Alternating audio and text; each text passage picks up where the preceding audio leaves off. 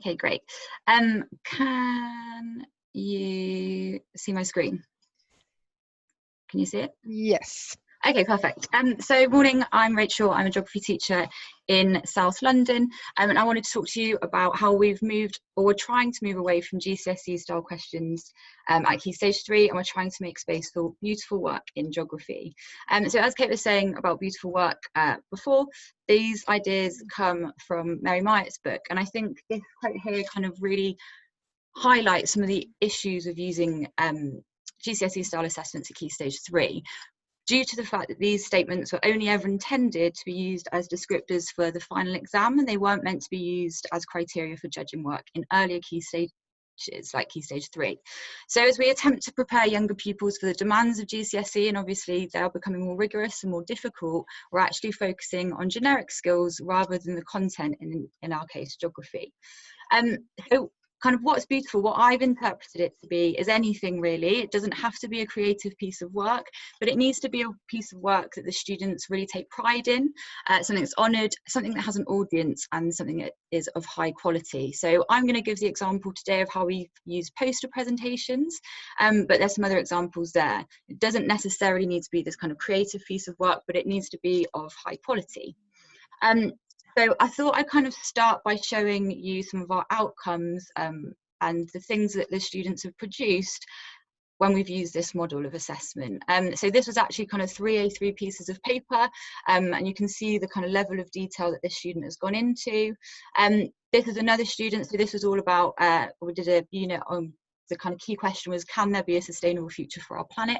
So that's another one, and another one here. And I don't want you to think that I've kind of just cherry picked the top 3. Actually, without fail, all students really kind of produce some really outstanding work. This is my kitchen floor, I couldn't fit any more in. But you can see that there's a variety of work that was really, really great. So kind of underpinning the idea of beautiful work, and this is again from Mary Myatt's book, is that children's work should be honoured, it should be of the highest quality, and as I said, it should have an audience. So obviously this can be quite difficult in a school setting, but the way that we've kind of given a bigger audience than just us as teachers is a school newsletter. You can then set up competitions about kind of the work being shared in the newsletter, classroom displays, but also gallery lessons. And obviously this takes quite a lot of planning, and you need to make sure that these are structured, but we found it to be a really lovely way to offer the students an audience that's not just us, and also if they know that they're going to have other people look at their work and classmates look at their work, they tend to kind of put more into it. So back to kind of the why, I feel really passionate about moving away from a GCSE-led curriculum, and some of the questions that were raised with Kate's talk, I think is quite interesting, that idea of should we use GCSE criteria at Key Stage 3, and I don't think we should. And I think if we're, you know, it's not even just teaching to an exam, but it's also to an exam board. We do different exam boards, and we're teaching kids to answer an exam question rather than focus on the geography. So I want them to leave their geography education, whether that's at the end of year 9 or year 11 or year 13, to be able to write and speak like geographers, explain geographical concepts, evaluate geographically, and not just how to write a 9-mark question. So that goes on to kind of focusing on the geography, and I think it gives an opportunity for us to do that.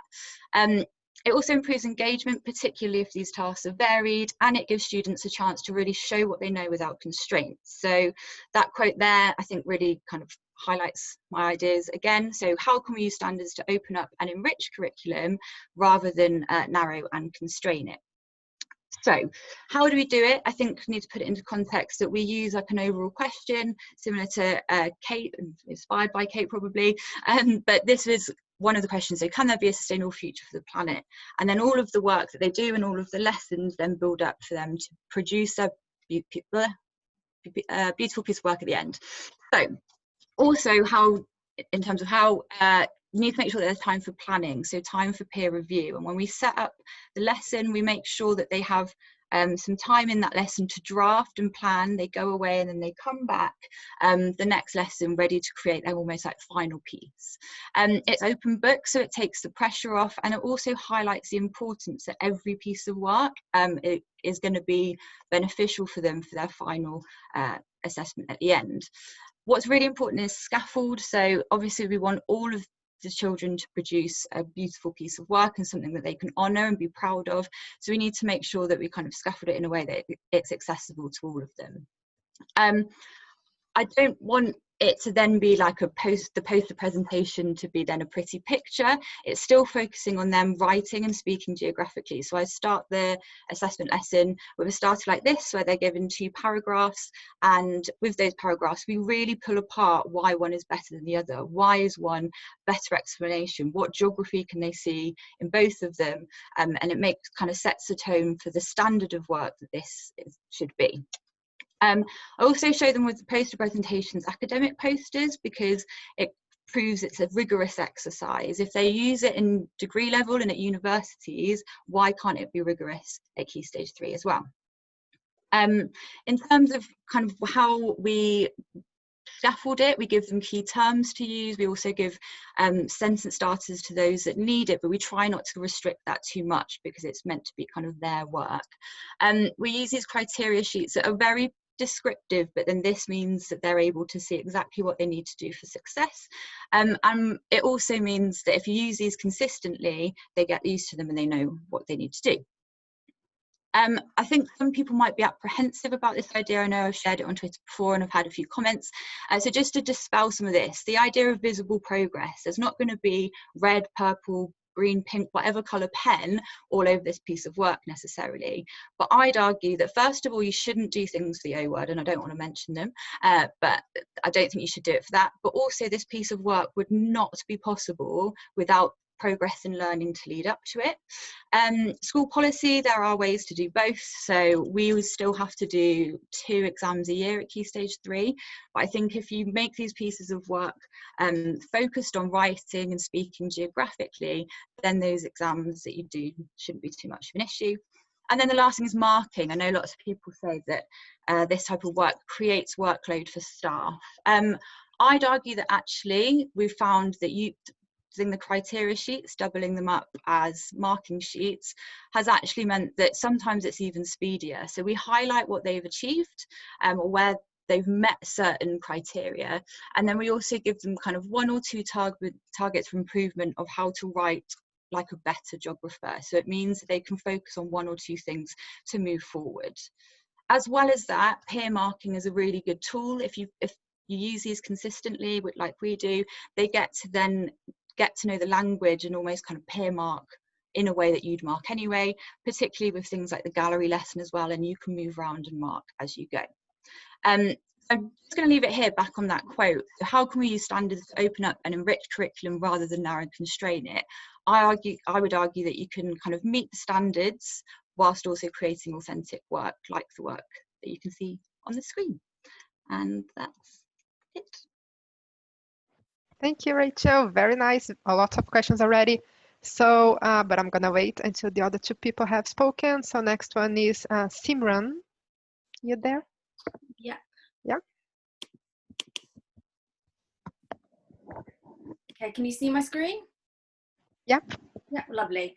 So I've got the opportunity to talk about something that I feel very passionate about on a personal and professional level, and that's about avoiding stereotypes and the danger of a single story, particularly when we are teaching case studies or location-based examples or references in lessons. Obviously this is very topical, but I planned this sort of before the recent stuff that's come up in the news.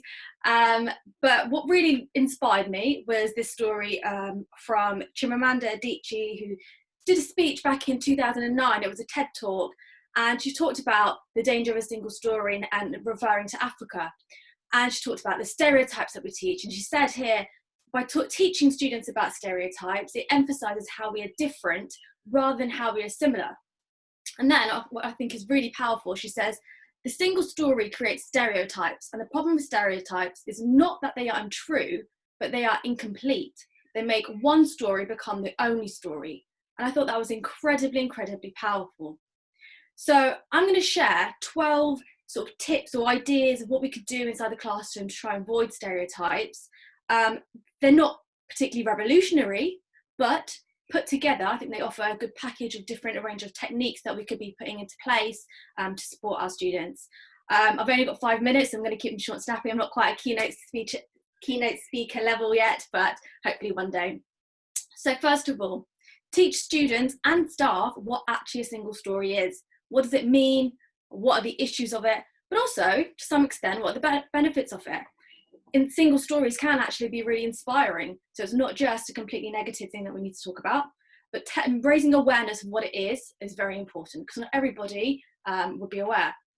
Secondly, maybe turning it into an activity or allowing students to reflect on their single story. And that could be through a pastoral element, maybe a tutor time activity, but also equally just as important inside the geography curriculum as well. Being aware of your language inside the classroom. And I mean that when you're speaking, but also on resources as well. Talking about stereotypes, prejudice, discrimination, raising those words, raising awareness of those words and actually defining what they mean. And they should be put onto resources as well. I've linked that to displays and visual items that we have in class, but also using the word poor. I really, really cringe when people say the word poor in geography, because what does that mean? Are we talking about society, politics? There's just so much we can refer that to. So thinking about the language that we're using and planning that beforehand as well. Probably one of the most important ones, but thinking about curriculum planning. Mark said at the beginning about Bangladesh, and we all teach about the floods in Bangladesh, but is that all we teach about Bangladesh? Does that mean that's what Bangladesh is? It really does define a country when we sort of select the case studies and references that we use. Thinking about that before you go into your lessons, and that might feed into a curriculum plan, but it also might feed into just one lesson that you're teaching there and then. I've also linked that to referring to your personal perceptions and interpretations of text. So for example, on a GCSE specification, it might say the opportunities and problems of top-down development in Mumbai or wherever else. Think about what it actually says. It says opportunities and problems. Which one are you going to focus more so on? Or are you actually going to make a conscious effort to make it really balanced, or maybe show more opportunities and problems? So thinking about what it means to you before you go into a classroom and then actually start teaching that to the students. Thinking about subject knowledge and news. Unfortunately, it is very difficult to find accessible news which highlights many benefits of places and positive stories of places like Africa and India and even Brazil, etc. Something that we have to look for. We do need to be a little bit more active about it. As geography teachers, I think we should be Googling and keeping up to date with the news and finding those stories to bring them into the classrooms before we're teaching our students. Thinking about questions. I really like Kate when she referred to fertile questions, having these big broad questions as a topic, but also thinking about that on a smaller scale for your questions inside the classroom. So thinking about, are you going to make students sort of ponder on the benefits or problems of an issue, or long-term, short-term solutions, but having those questions planned beforehand so you can really get students to think. They don't necessarily have to answer that question there and then, but it's just getting their mind ticking a little bit. Diversifying role models. I think we've got a good opportunity now looking at BAME writers and embedding text by a variety of different authors of different backgrounds, but also thinking about the case studies that we use in class. I'm sure, this is going to make me cringe again, but I'm sure every single one of us have been guilty of reading the extract in class about a boy in India who's working in a factory and sleeping underneath his sewing machine and all the rest of it. But that is a stereotype. How can we diversify that, change that, and turn it into that typical sort of old school stereotypes that we used to have? Because it's not necessarily the reality, is it? Using images and visuals. I think there's lots of schemes of work available and activities available and things like TES, where units like Africa, we can start it with a range of different pictures, and you ask students, where do you think this is? Where do you think this is? And it's like one's going to be a really bad slum, and the other one's going to be a really fancy, high quality, fancy building, and students are all stunned to find it's the same place. That's fantastic. It's showing regional differences. Not everywhere in one place looks the same. I think that's so important to make that conscious effort to put that into our lessons. Having class debates. So having that opportunity for students to, in a safe place, to talk about their thoughts and feelings. If you were to have a debate on, is India really an underdeveloped country, or whatever you're going to have it on, students are allowed to say why they think it is. And then in that debate, they can really divulge into the different reasons and arguments, and everyone's going to bring something different to the table. And it's that safe place to do so. It's okay if they have stereotypes in their mind. We can shatter those, though, in that lesson, which is brilliant. Remembering your purpose. So when we are teaching our case studies and when we are trying to make a conscious effort to break down stereotypes and the single story that can be taught, we're not just doing it just for the geography knowledge. Of course, that's important and our main aim here, but we're trying to make well-educated, well-informed young people of the world today. And that is incredibly, incredibly powerful. And that leads me nicely to my final point.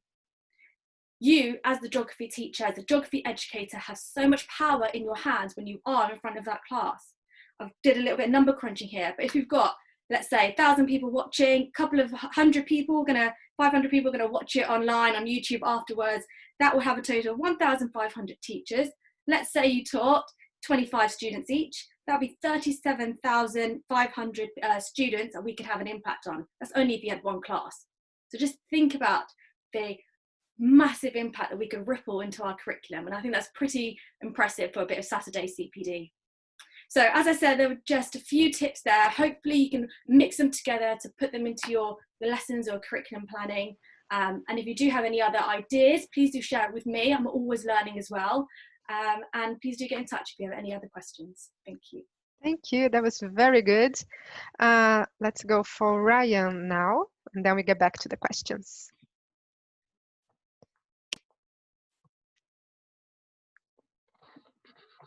Right. Yes, we can see your screen. Right, okay. I suppose my talk is a little bit different to many for today. Hopefully it's something that you can use at all levels. So whether you're primary school, whether you're PGC training, whether you're years and years into it, hopefully this is something that I kind of just picked up over the years. So I've been teaching 16 years now. It'll be 17 years soon, although do we actually count this year? I'm not sure. I'll discount it, so it makes me feel less old, I suppose. But just to give a bit of background, so this is about synopticity in Key Stage 3. This isn't based on many of the reading and writings that has come about throughout these talks. It's just from my experience in teaching, I suppose. Obviously, part of the advanced geography is about getting students to connect and to link different aspects of your curriculum. And I feel that quite often in the past we've been sort of limited in Key Stage 3. It's about getting content out and getting them to understand sort of key processes. And it comes up a little bit in the past from what I've been teaching. But you know, quite often, like in the old books, they had inquiry lessons and projects and things that kind of dealt with the sort of subject of synoptic geography.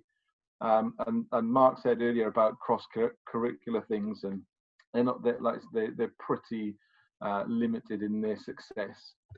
So my sort of thought process around this is about starting to introduce some low-stakes synopticity into Key Stage 3.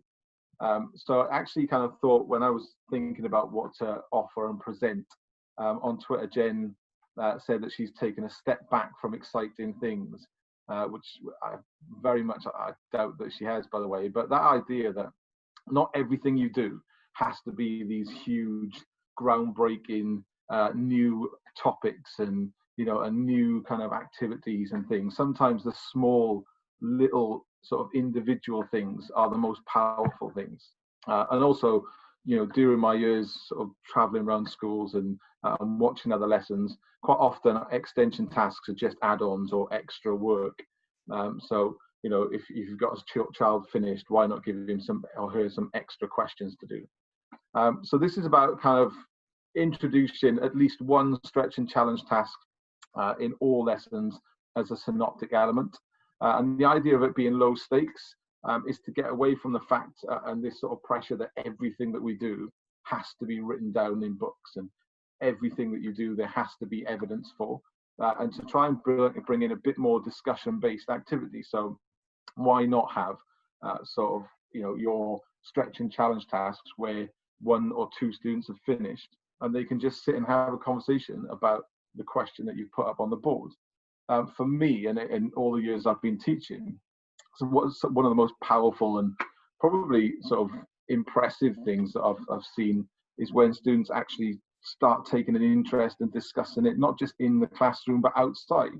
You know, walking down the corridor and a child comes to you and speaks to you and asks you a question about something which they've seen on the news. And that's kind of what the idea of this is. So I've put on the next couple of slides just some ideas of it.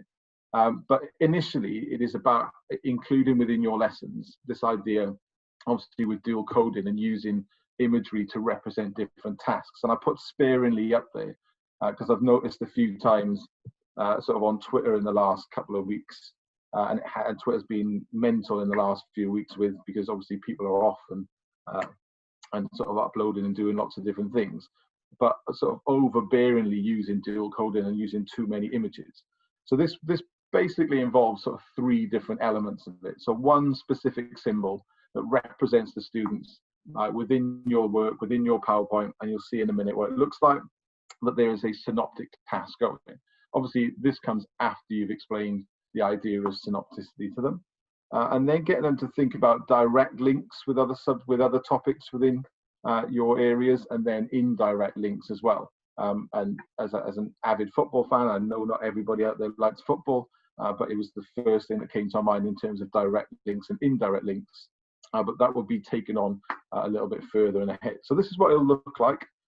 So this is just a sheet or a page from a lesson that I've sort of got from somewhere and used, and then just added a few more different elements to it. So their first task is watching the clip. Obviously then, as their second task, sort of using that knowledge and developing their subject knowledge. And then their synoptic element is then linking it to another topic that they've previously studied. So getting them to think outside of what is a floodplain, and then thinking back to something they've already done. So why are the floodplains of the River Thames urbanized? And that gets them then obviously thinking about the development of the floodplains, what they look like, and it's not just them filling in a blank task. Example number 2 is obviously with an extended writing task. And again, we all know, we've all been teaching, you all know, so what kind of things these involve. Some students will get these done very quickly, others will take a lot more time. So the highlighted things there in yellow are to demonstrate obviously that they're sort of higher level thinking. So they get those synoptic links down the bottom, you know, and in this instance, you actually tell them it's direct and linking it to different things. So we extend and look at, you know, all different types of synoptic links, linking it to lots of different topics that they've studied in the past. And then the third one, and this is something that I've done with A-level more specifically, and usually right at the beginning of A-level before they even do it, or towards the end, and just devoting a whole lesson and to get them to think about sort of across the whole syllabus how these things link. So what I've done in the past is start to sort of slowly introduce sort of the direct and indirect links. Give them like a topic each, and they wander around the room and they find somebody that they can link with, and then they wander somewhere else and they can find somebody else that they can link with. So this is pretty much what my talk is about. And like I said at the beginning, there's a worry, and I've seen in the comments and the chats and things about this idea of, you know, knowing everything and planning and curriculum ideas. But ultimately, if you're just starting out, and lots of people on this chat are, you know, learn your craft first, hone your skills, you know, develop relationships within classrooms, and start building these little topics and little tasks in that you can actually just speak to students about. And I think you'll find that there's a huge more impact in doing little tiny things to begin with, building up that rapport with your classes, and then you can start thinking ahead and building your craft from there. And then any questions? No, thanks. All right, thank you. Great, thank you, Ryan. Okay, so we have 5 minutes for questions for the three of you. So let's start with Rachel. Yeah. Well, there are actually several questions that are related to assessment. pretty much how do you assess beautiful work? What's your Okay, so criteria? the criteria sheets that we use, we've kind of made as a department and tried to keep them quite consistent across different pieces of work.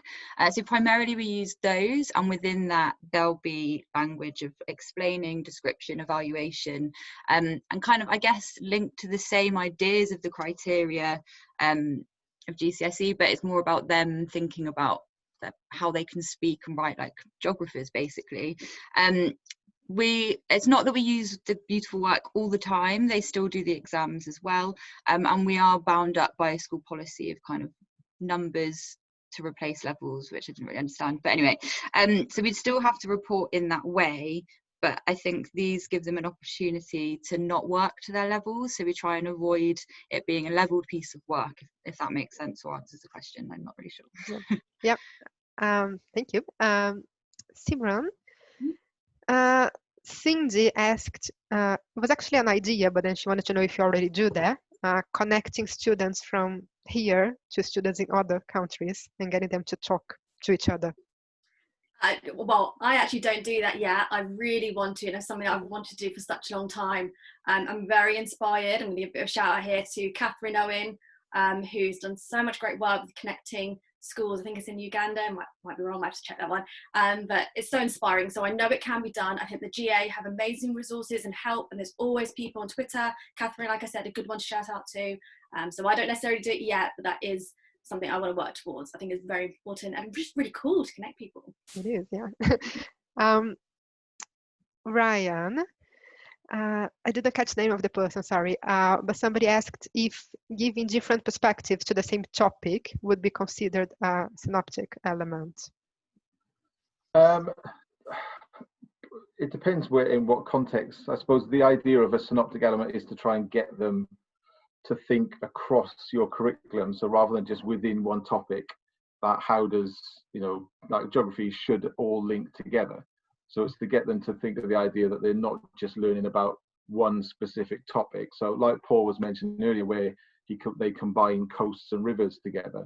So how those link, but then, ideally it's to try and get across the link between human and physical geography, which sometimes is missed out on a lot. Yeah. Okay, back to Rachel. Jade is slightly concerned about teacher workload in, helping prepare and then marking beautiful work. I think that's something that a few people have raised when I've kind of talked about it before. And I think it's not saying, like I said, it's not saying you should use it all the time, but I think it's creating space to give students the opportunity at some point to be able to create these pieces of work without those constraints. And with marking, as I said, those criteria sheets can double up as marking sheets, and just highlighting and focusing on one target, as well as peer assessment as well, which has been really helpful. Simran, let's go with Sarah's. No, hang on. Oh, there were so many questions I just skipped. Oh, how does school context reinforce stereotypes? Yeah, I think that's really powerful. I think you need to reflect on the cohort that you have and the stereotypes that they face.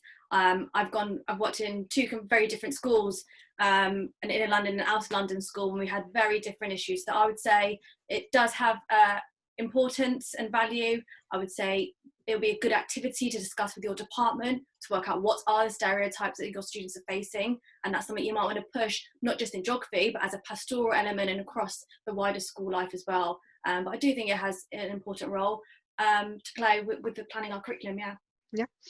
Right.